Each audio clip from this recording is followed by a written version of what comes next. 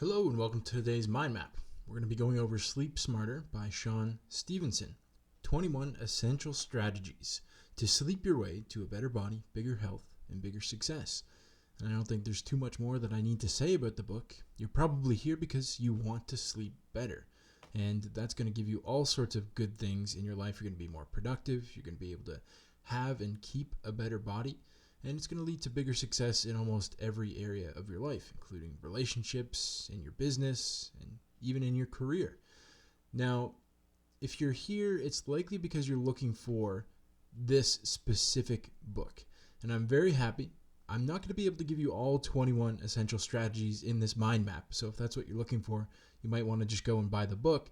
But what I did is I pulled out the best and most important strategies that worked for me and have worked for some of my coaching clients, and I'm going to share them with you here today. Before we get into that, I want to quickly introduce Shawn Stevenson. If you don't already know who he is, he's a pretty fascinating guy, has a really great podcast that I recommend you check out. It's called The Model Health Show, which has been #1 on nutrition and fitness in the iTunes store. He's the founder of Advanced Integrative Health Alliance, a company that provides wellness services for individuals and organizations. So he talks the talk and he definitely walks the walk as well. If you've ever seen any interviews with this guy, you know what I'm talking about. He's an amazing speaker who has had a TED Talk and been on many different podcasts that I've listened to. And I really enjoy his TED Talk. I recommend that you go and check that out after you've finished watching this mind map. Now we'll get into the book. The first quote that I pulled from the book, this is kind of a general overview of what we're going to learn today. He says that sleep is the secret sauce. There isn't one facet of your mental, emotional, or physical performance that's not affected by the quality of your sleep. And if you've ever had a bad night's sleep, you know that that's the truth. The big challenge is that in our fast-paced world today, millions of people are chronically sleep deprived and suffering from the deleterious effects of getting low quality sleep, right? That's two different things. Sleep deprived and low quality sleep. We'll talk about both of them in the book. The consequences of sleep deprivation aren't pretty either. Try immune system failure, diabetes, cancer, obesity, depression, and memory loss, just to name a few. And those are high level things. A lot of other things that people are dealing with is inability to concentrate while they're at work, and even being passed up for different jobs because they aren't able to perform at their highest level. Most people don't realize that their continuous sleep problems are the catalyst for diseases and appearance issues that they're struggling with. Studies have shown that just one night of sleep deprivation can make you insulin resistant as a type 2 diabetic. This translates to aging faster, decreased libido, and storing more body fat than you want.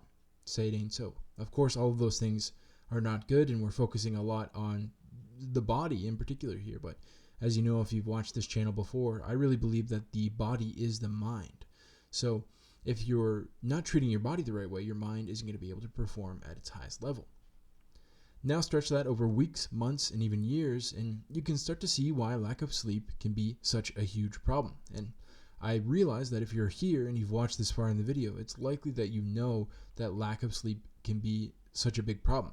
And with that out of the way, I just want to say that the rest of this video is going to be absolutely 100% action oriented, because sleep is extremely important, but often we get so busy that we sacrifice it. Does that sound like you? This book is going to be for you, and I assume that's why you're here. Inside Shawn's amazing book, we're going to learn a bunch of tips for how to sleep better. Everything from how to prioritize sleep, hacks to help you raise your sleep quality, and just simple reminders about how important sleep really is, as if you needed anything more than that introduction that I just gave you. The book is filled with 21 different tips, and it's extremely comprehensive. Of course, I couldn't fit it all into the mind map, as I have already said, so I recommend you pick it up if you're looking to get all 21 tips and you want to test them out all on yourself. Pick it up and give it to a friend, for someone who might struggle with sleep. In fact, I'm giving this book, after I'm finished reading it here, to my brother, someone who has struggled with sleep his entire life.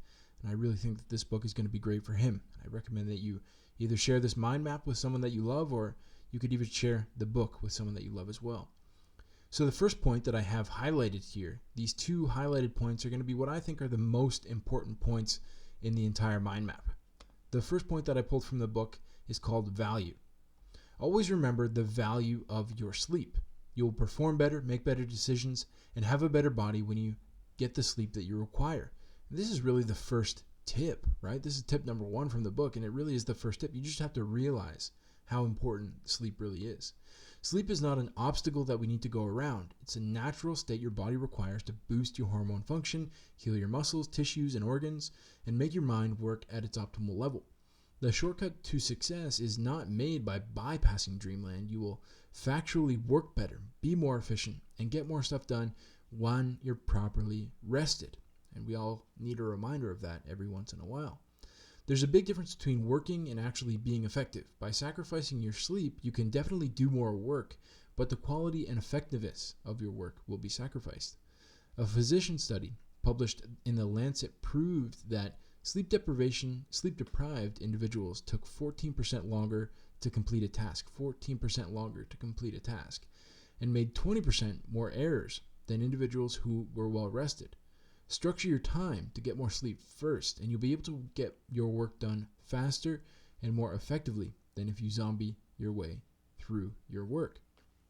I think sleep is so important when it comes to work, and if you're watching this video, I get the feeling that it's likely that you value work, or at least you value being effective at work, and it might be one of the reasons that you're here. So this is coming from tip number 1 of the book: know the value of sleep. It's very fitting that it's the number 1 tip, because I think that this one tip, if we just remind ourselves time after time after time how valuable sleep actually is, then we're going to actually have to prioritize it a little bit more. The value of sleep is definitely easy to underestimate, especially when you're hard charging in business or have a busy personal life. It feels like there just aren't enough hours in the day. I mean, I've definitely felt that before. But what if we do the math? Could you afford to lose 14% of your productivity at work? Can you afford to make 20% more mistakes in your business, in your relationships, and etc.? Not to mention the attention you're not able to pay to your loved ones simply because the lack of sleep, right? We have to think work is maybe a number 1 priority for a lot of these people. So they're spending all of their energy at work, and they're still 14% less productive. Imagine how much less attention they're able to pay to their family, to their loved ones, and etc. Shawn says it all here. Structure your time to get more sleep first. We'll talk more about that in the how part of the next points, but first I want you to look at your day and look at your life. Are you unproductive and not present at some points during your day, or during your week, or during your month, or during the last few years? How are you explaining that loss of productivity to yourself? And I want you to think, are you potentially denying that sleep is playing a huge part in your lack of productivity? I know I'm guilty of this at certain times. When my productivity goes down, I equate it to all sorts of different things, whether it's lack of motivation, a lack of stimulation, any of these things. But sometimes it just comes down to, hey, you haven't been sleeping enough to feel motivated. You haven't been sleeping enough to feel like you're willing to take on new challenges. And that's one of the reasons why I think sleep is so important. It gets us ready to be able to take on the true challenges that we deserve to be taking on. The next point that we have here is sleep suckers, and this is going to be our first real tip for what you can actively do, right? First is value. Make sure you value your sleep. Number 2 is sleep suckers. The quote goes like this: this is likely the number 1 thing that you can do to improve your sleep quality. Computers, iPads, televisions, smartphones, and etc. are kicking out a sleep-sucking blue spectrum of light that can give you major sleep problems. So it's not just the actual light of the computers and electronics that's giving you these sleep problems. It's specifically the blue light spectrum of light. So this is where you've seen a lot of phone companies, a lot of computer companies actually give you the option to turn it into quote-unquote night mode, which is going to make it more of a red light spectrum. And while that's good, it's just simply not enough if you want to be absolutely optimal. The artificial blue light emitted by electronic screens triggers your body to produce more daytime hormones, like cortisol, and disorient your body's natural preparation for sleep. So much of sleep is really about the hormones, and blue light can affect your hormones, and your environment affects a lot of your hormones, and blue light is definitely one of the things that's going to affect your cortisol said here, but it also is going to stop you from producing melatonin, which is the one that really starts to make us feel like it's time for bed. So this is from tip number 3 in the book: avoid screens before bed. What if you could only do one thing? Only one thing. You already know that it's valuable to sleep a little better. What if you could only do one thing to improve your sleep? Well, this is probably what it would be. This is the thing that Shawn says will be the number one thing that you can improve your sleep. Number one thing you can do to improve your sleep, Simply shut off all of your electronics before you go to bed. No more watching Netflix, none of that stuff. You got to get that stuff out of your bedroom for sure. If it's in there, you have to make sure that it's out of there. And also, you want to make sure that you're shutting it off a few hours before bed. How can you do that? After all, screens are what occupy our attention 90% of the day, and it can seem really difficult to stop. First thing that I would say, this is not coming from the book, but it's coming from my own personal experience of trying to put the screen away before bed. Are you afraid to be alone with yourself? That's something that you should look into. Why are you afraid of quiet time? And quite often it's just because it's habitual. These things, screens and all these sorts of things, all these softwares and etc., are so habitual that the brain and the mind, more specifically, starts to become afraid of not having it.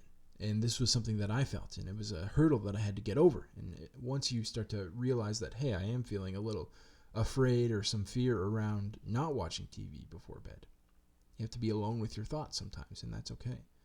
Next, if you simply want to spend your time doing something, try reading a book.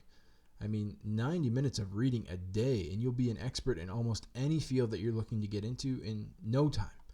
I once read a fact that said if you read an hour a day on your chosen field, in 7 years you will become a world-renowned expert in that field. Something to definitely strive for. Finally, try connecting with a loved one. This is the thing that helped me get over my fear the most.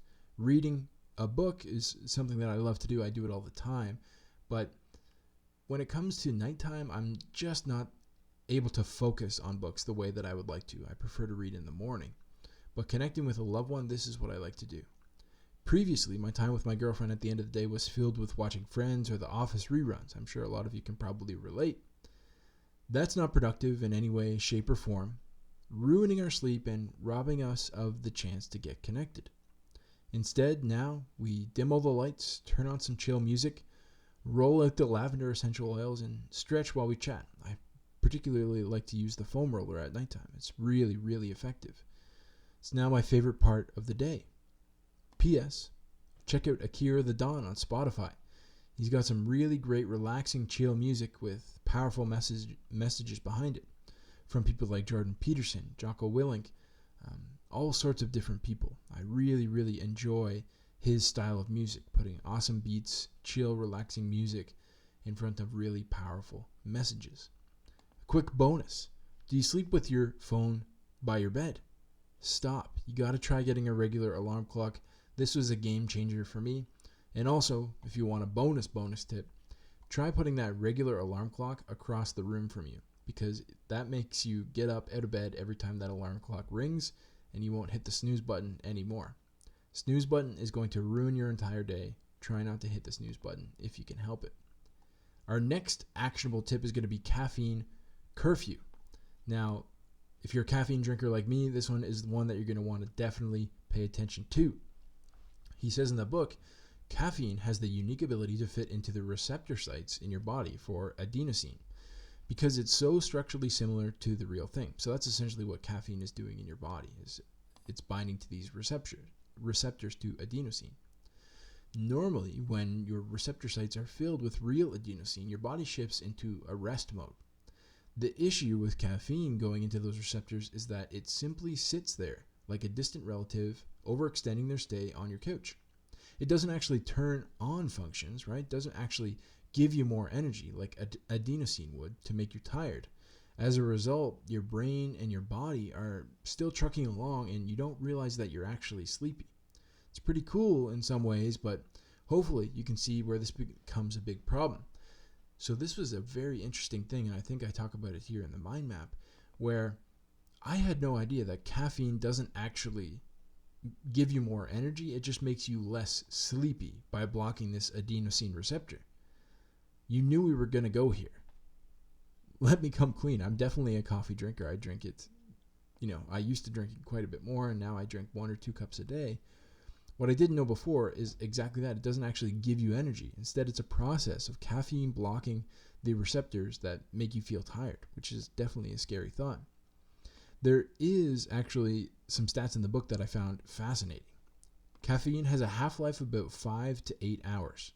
So if you drink a coffee, 250 milligrams of caffeine is a regular coffee, at noon, so say you drink that coffee at noon, about 125 milligrams will still be in your system at 5 to 8 p.m., which should be winding down and getting ready for bed. That's a scary number because 125 milligrams is more than enough to make you not feel tired, and it's still alive when you should be getting ready for bed. So we need to have a caffeine curfew, which is what we're talking about here today. So what about you? How is caffeine jacking you up?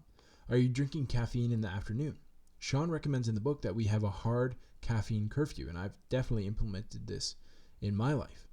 At 2 p.m. in the afternoon. This is to avoid the vicious cycle of constantly needing more coffee. I'm sure all coffee drinkers or any caffeineaholics have definitely found this before. First, you need coffee because you don't have a good night's sleep. And then you don't get a good sleep because you drank coffee too late in the day. After which, you need more coffee just to get through the day. It's not a cycle that you want to be part of. Simply try switching your afternoon warm drink to a delicious caffeine-free tea. I really like this tea called yogi tea. It's Egyptian licorice. I believe it has a little bit of stevia in it. It's caffeine-free. It's delicious. I drink it right before I do these mind map videos to make sure that my voice comes through all silky smooth for you guys. I really, really enjoy that yogi tea. Our next major highlight is my second most important point of this entire book, is morning meditation. This is a game changer. If you're going to do one thing other than the screens, this is what I would say you should definitely do. While these all are definitely important and synergistic, this is a very important point for me. One of the best times for meditation is when you're already close to the alpha and theta brainwaves. This would be as soon as you wake up in the morning or right before bed at night. As an American Academy of Sleep Medicine research showed, meditating in the morning is proven to help test subjects sleep at night. You're creating a conscious neural pathway to relaxation, a buffer against stress, and a profound sense of presence that will help you sleep better at night. So it's kind of counterintuitive, right? Meditating in the morning is not only the easiest time to do the meditation, specifically from the book, but also in my own personal experience. But it's going to help you sleep better at night. And this is from tip number 16, which is calm your inner chatter. Have you ever had a hard time falling asleep because of ruminating thoughts? This was me not that long ago, maybe about a year ago. Thinking about what you have to do today or tomorrow or something that's happened, and ruminating thoughts are kind of incessant thoughts that keep coming back and keep coming back and keep coming back. And that's what Shawn calls the inner chatter. It's incredibly common, and if you've ever had it, it can make it incredibly hard to fall asleep. The good news is that there's a solution for that inner chatter. Morning meditation seems to help calm the inner chatter for the rest of the day. Now, when you think of meditation, you might be wondering, how the heck do I do it? And let me just share my experience and how I got into meditation. When I first started, I had to focus on my breath or my mind would wander and I couldn't get it back. Those ruminating thoughts would really start to creep in if I didn't focus on something. So I'd simply breathe in slowly and count my breaths. And that worked great. But now, over time, over a process of probably about, I would say, a month and a half to 2 months, I started to be able to just focus on my thoughts, watching them come and watching them go, and just focus on clearing out those thoughts without necessarily having to breathe. So now instead, or without having to focus on my breathing, of course I have to breathe. Now instead, I focus on doing 3 deep and slow breaths on the chair in the morning just to get me started. And then I proceed to clear out my mind and focus on my thoughts and watching them go and watching them come in and watching them go and realizing that I have the ability to let these thoughts go. That was really, really impactful for me. Then I proceed to clear out my mind for 10 to 30 minutes whenever I feel like the thoughts aren't coming in as quickly, and it's very hard to describe. But whenever I feel calm and relaxed, I go in and I start my day. Then, whenever I'm stressed in the day, I repeat those same deep breaths, and I find it makes it easier to allow myself to calm down quickly, even when I don't have the 10 or 30 minutes to do the meditation. It's kind of this mental trick that I've used to be able to calm down in stressful situations. But think about this. What would be a good solution for you? Start a morning meditation practice and don't make it difficult. Do you drink a coffee in the morning? Well, make that a meditation. Shower and clean up before work? Make that a meditation. It really doesn't have to be complicated. It's just a process of decluttering your mind and helping yourself alleviate some of that inner chatter. I recommend that you go out and give this a try as quickly as you possibly can. It's very, very important. Our next point is Frosty. I'm not talking about the Wendy's drink. What I'm talking about is cold and how temperature is going to really affect the way that you sleep. So the quote goes like this: if you live in a home where you can regulate the temperature, you're more fortunate than billions of other people on the planet. With that said, overdoing it on warmth can result in sleeping the right amount of hours but not feeling rested when you wake. If you've got 7 covers, an electric blanket, and you're dressed like you're going hunting, you might just be preventing your body from getting the most rejuvenating stages of sleep. So we talked a lot about how to actually get the certain amount of sleep, how to actually make sure that you fall asleep on time and make sure that you wake up on time to be able to give yourself enough time to sleep.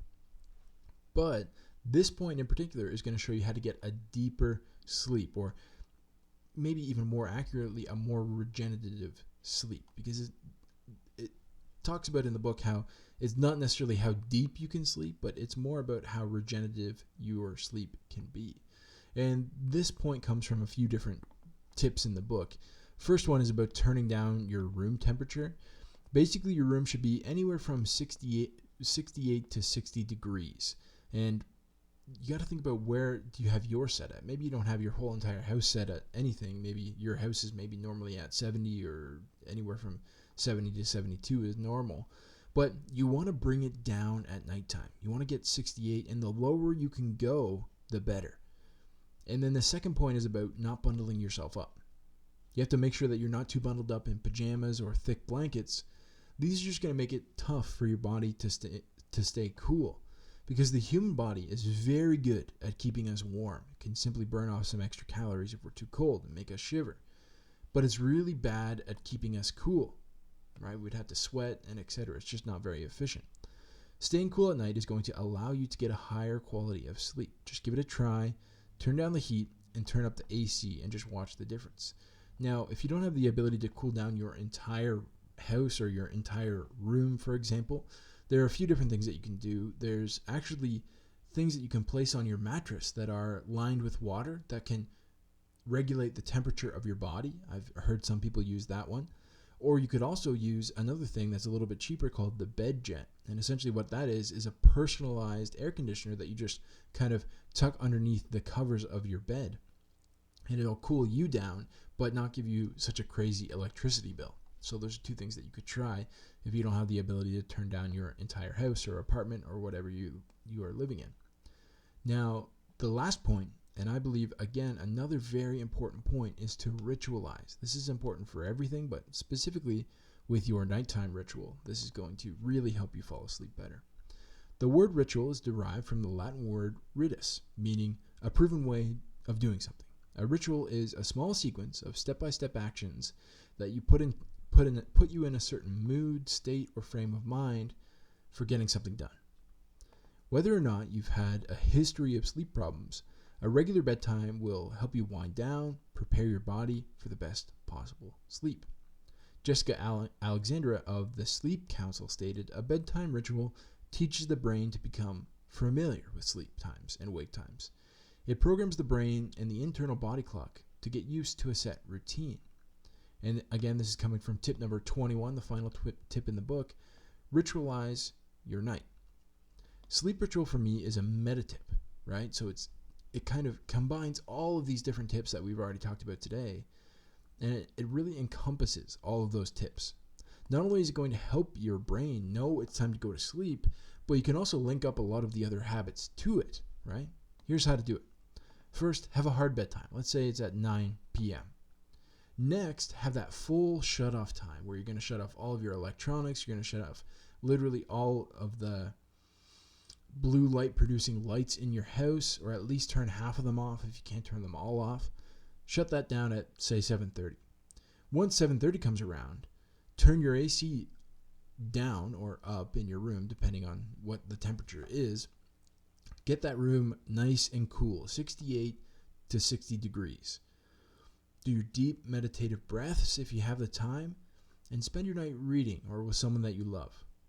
Have that ritualized so that you can go about your day normally, and so that when you're ready for bed and you're ready to fall asleep, you're ready to fall asleep. You get a good night's sleep, a nice deep night's sleep, and you're able to get the right amount of hours. So I want to thank you for being with me here today. I really appreciate this, and I hope some of you guys are going out there and actually taking actions on these tips. If you have any questions about this book or any of the books that I've ever done on this channel, please click on that link down below. A free 45-minute coaching session, complimentary. I would very, very much like to get into contact with some of my audience out there, and I appreciate you guys for watching. Thanks so much, and we'll see you in the next mind map.